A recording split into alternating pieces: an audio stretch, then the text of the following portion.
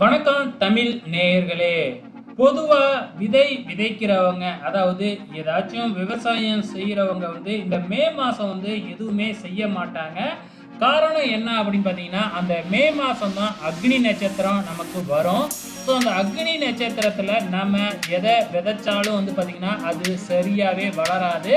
குறிப்பா அந்த டைம்ல சோளப்பயிறு இந்த மாதிரி வேணா நம்ம வச்சு பண்ணலாம். அதுவும் அந்த டைம்ல விதை போட்டோம்னா அது சரியா முளைக்காது அப்படிங்கிறது ஐதீகம்.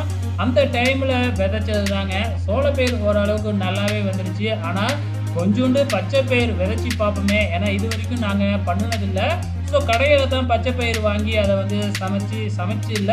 அதில் ஸ்நாக்ஸ்லாம் செஞ்சு சாப்பிடுவோம்.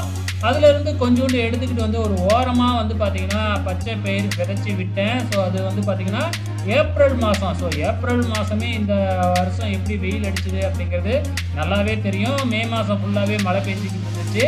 இருந்தாலும் அந்த டைமில் விதைச்சது பார்த்தீங்கன்னா பயிரெலாம் வந்துருச்சுங்க. செடியெலாம் நல்லா தளன்னு வந்துருச்சு. ஏன்னா மே மாதம் ஃபுல்லாகவே மழை பெஞ்சது இல்லைங்களா, அதனால் வந்துருச்சு. ஆனால் அதில் ஒரு பயிர் கூட வரவே இல்லை.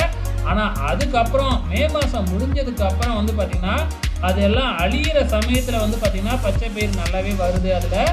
ஸோ அதிகமாக வரலனாலும் கொஞ்சம் வந்துருச்சுங்க. ஆனால் அதுக்குள்ளே நாங்கள் மாட்டெல்லாம் விட்டுட்டோம்.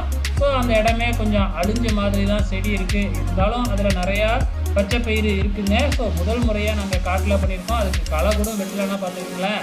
இருந்தாலும் ஓரளவுக்கு பச்சை பயிர் வந்திருக்கு. ஓகே ஃப்ரெண்ட்ஸ், உங்களுக்கு இந்த வீடியோ பிடிச்சிருந்தீங்களா? மறக்காமல் இந்த வீடியோ கீழே கமெண்ட் பண்ணி லைக் பண்ண மறந்துடாதீங்க. நன்றி.